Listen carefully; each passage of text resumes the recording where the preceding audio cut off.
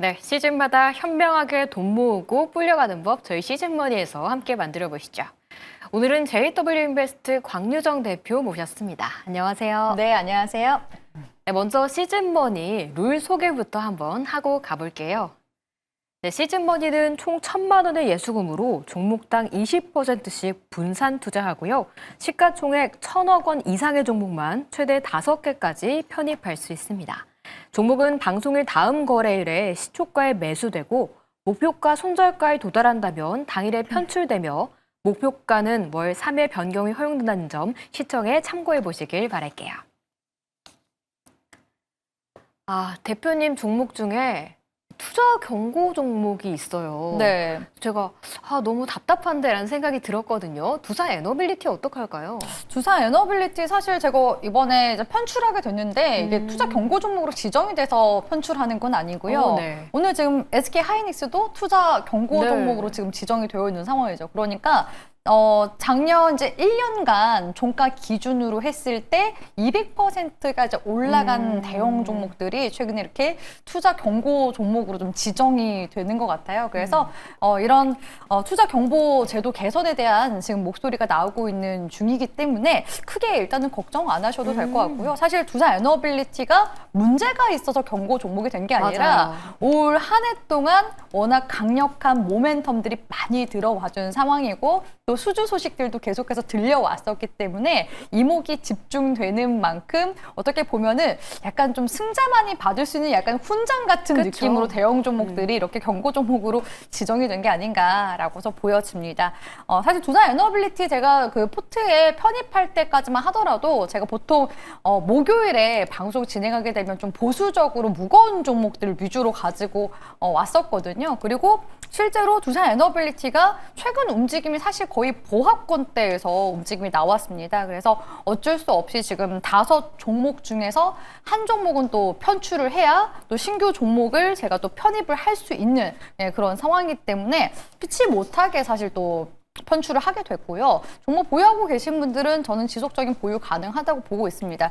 일단 두산 에너빌리티 같은 경우에는 최근에 페르미 아메리카 프로젝트도 지금 이제 MOU를 맺은 상황이기 때문에 미국 진출에 대한 발판은 지금 어느 정도 마련되어 있는 상황이고요. 또 SMR 쪽으로 또 봤을 때 그 SMR도 파운드리 쪽에 있어서는 두산 에너빌리티가 또 최대 규모의 또 파운드리 공급사이기도 하거든요. 그런 관점에 있어서 앞으로 추가적으로 원전 관련 모멘텀이 계속해서 나와주게 될 때마다 두산 에너빌리티는 계속해서 주가상 모멘텀을 받게 될 가능성이 높습니다. 사실 이번에 엔비디아 실적 발표에서도 확인됐다시피 데이터 센터 투자는 계속해서 늘어나고 있고 그에 따른 수요 역시도 견조한 편이거든요.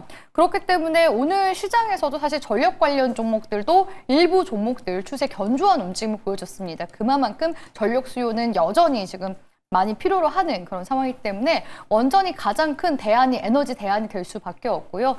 두산 에너빌리티 아쉽지만 최근 일단 외인 기간 쌍끌이 매수세 긍정적으로 잘 들어오고 있어서 추세 흐름 조금 더 타보셔도 괜찮은 시점이다라는 조언까지 같이 드리도록 하겠습니다. 네, 특별한 문제가 있어서가 아니라 연간 상승에 따른 좀 훈장으로 투자 경고 종목이 된 상태다라고 좀 이야기를 해주셨고요.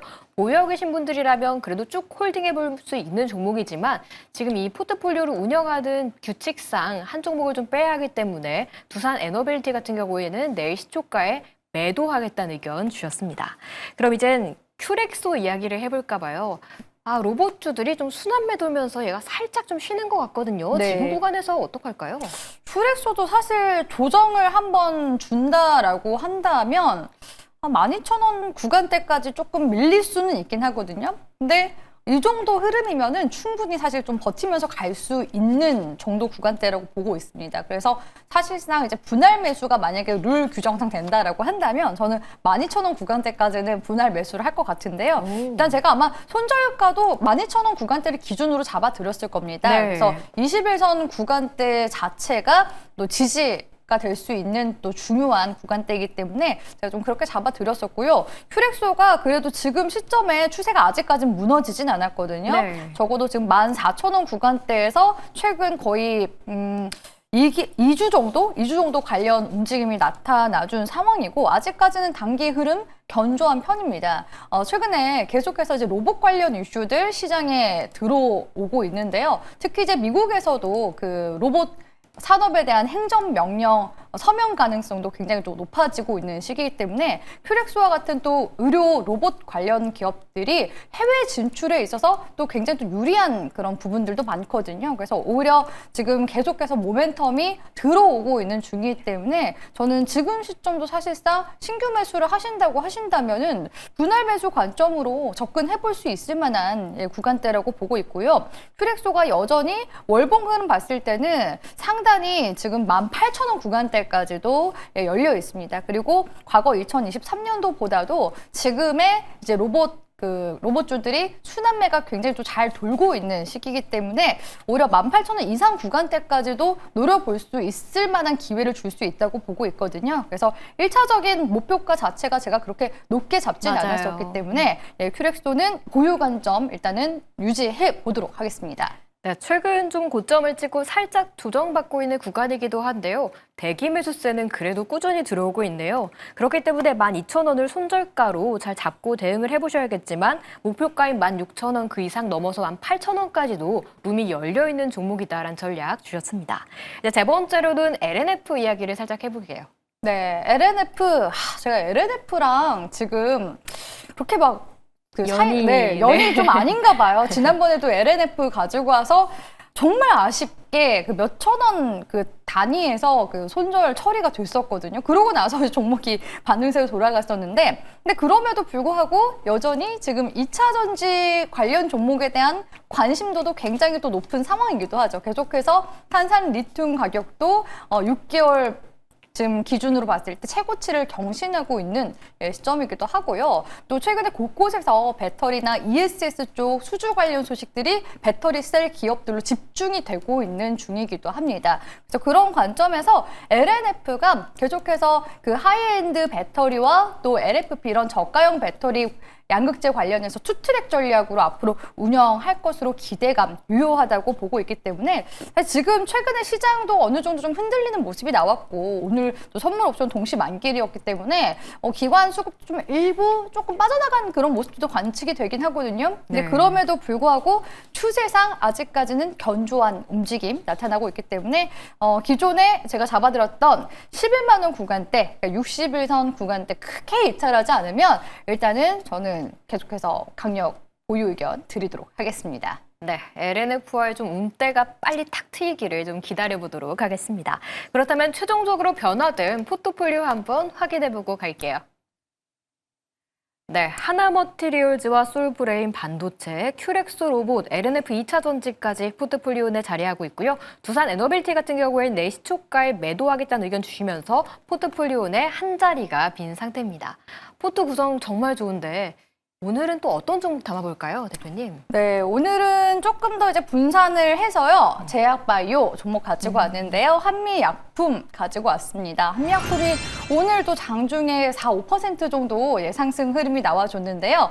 모멘텀 자체가 저는 굉장히 강력하다고 보고 있습니다. 올 한 해 동안 주가 상승률 엄청 높게 보여줬었던 그런 제약바이오 기업들을 보면 D&D 파마텍이나 펩트론 이런 이제 비만 치료제 관련 종목들이 고공행진했었거든요. 근데 저는 이제 사실상 찐 수혜 종목은 한미약품이라고 생각을 하고 있고요. 사실 한미약품 같은 경우에 매출액도 굉장히 견조한 추이 보여주고 있는 또 대형 제약사 중 한 곳이기도 하거든요. 사실 기술 수출료만 하더라도 거의 지금까지 8천억 정도 가량 또 수령을 하고 있는 상황이기도 하고요. 한미약품에서 지금 보유하고 있는 파이프라인만 하더라도 28개 정도가 됩니다. 그 중에서 21개 정도는 시장에서 거의 이제 블록버스터라고 볼 수 있는 분야의 지금 파이프라인이 거의 이제 대다수라고 볼 수가 있는데요. 비만 치료제뿐만 아니라 항암제, 또 희귀 질환 이런 치료제 등 관련해서 파이프라인을 지금 보유하고 있고 앞으로도 계속해서 임상에 대한 그런 이제 부분들이 모멘텀으로 계속해서 나올 것으로 기대가 되고 있기 때문에 한미약품 저는 주목을 해보시라고 말씀을 드리고 싶고요. 특히 지금 비만 신약에 대한 지금 관심도가 굉장히 높은 상황인데 있는데 지금 식약처 쪽에서도 신속 심사 대상으로 지정이 된 상황이라고 하죠. 이 비만 신약 이름이 이제 에피글레나타이드라는 그런 성분의 제품인데요.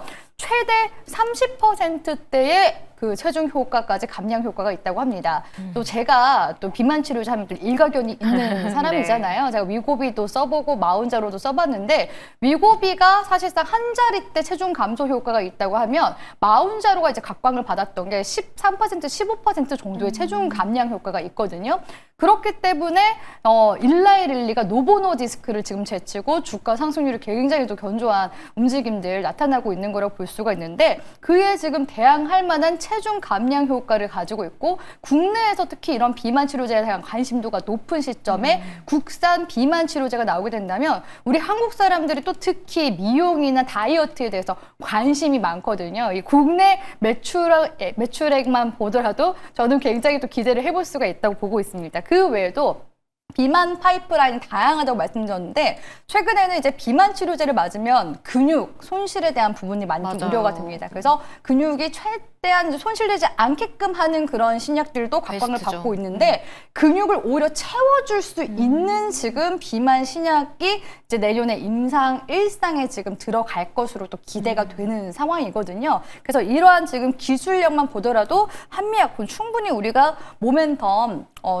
주목해 보면서 갈 수 있지 않나라고 보고 있기 때문에 우리 시청자분들이 향후 이 한미약품에 대한 부분들을 볼 때 실적에 대한 반영은 이제 내년에 이제 본격적으로 하반기에 연내에 이제 통과되게 된다면은 상용화가 이제 내년 하반기거든요. 그러면은 실적에 대한 모멘텀을 일단 가져간다라고 했을 때 선제적으로 계속해서 주가상 반영이 될 가능성이 높겠죠. 그런 흐름들이 최근에 한미약품 쪽에서 계속 좀 드러나고 있는 상황입니다. 네. 그래서 최근에 지금 50만 원 돌파 지금 앞두고 있는 그런 상황인데요. 기술적으로 지금 흐름 봤을 때 눌림목에서 다시 지금 재차 올라와주고 있어서 이전에 전저점 약간 조금 손절가 좀 널널하게 잡는 게 요즘에는 좀 괜찮을 것 같아가지고 바로 직전 전저점보다는 그래도 좀 여유롭게 손절가 40만 원 구간대 잡아드리고요. 1차적으로 50만 원 구간 이제 돌파해주게 된다면 계속해서 한미약품도 신고가 움직임 만들어 나갈 수 있기 때문에 계속해서 흐름 주목해 보도록 하겠습니다. 네, 파이프라인 확실한 한미약품이기 때문에 손절가 조금 더 좀 길게 봐서 40만 원 짚어주셨고요. 목표가는 50만 원 기억해 보시길 바라겠습니다. 네, 오늘 야간투자본부에서 준비한 소식은 여기까지입니다. 저는 다음 주 월요일 다시 찾아올게요. 시청해주신 여러분 고맙습니다.